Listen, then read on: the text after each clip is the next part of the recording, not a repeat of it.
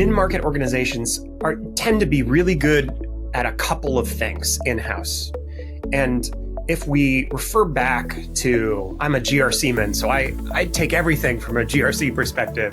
If we look at these big GRC structures, critical security controls, NIST cybersecurity risk framework, the Australian critical security controls, all these frameworks have hundreds of items in them, hundreds of controls that need to be regularly assessed as part of a greater risk format, where on a yearly or every couple of years basis, organizations go back and look through their environment.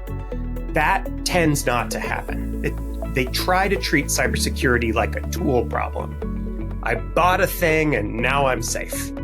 And that mindset is the thing that gets mid-market organizations. They get really good at one specific aspect of security, and it works for a while.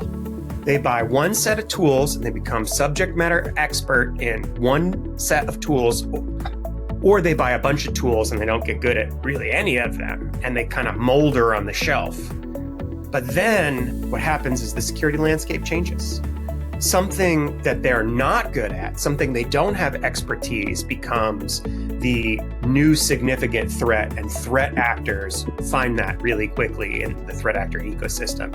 And then you'll see these waves of cyber attacks against specific firewalls, specific content management systems, which I'm sure we're all aware of, but I'm not going to name here, against specific VPN vendors, against specific MFA products. You see these wave of attacks, and when organizations treat risk like a thing that you buy a tool to solve and not a process that the whole enterprise is continually involved with, that's when you see these huge waves of cyber attacks that impact large swaths of mid-market organizations.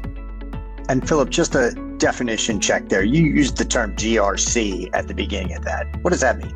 Governance, risk, and compliance. So it's exactly as Anthony was talking about. Governance is the structure where leadership takes a role in ownership and security outcomes. Risk are all the different ways that we can calculate danger to an environment based on the value of their assets, the likelihood of an attack, the specific vulnerabilities of a thing, the impact that those attacks will have, and then finally compliance.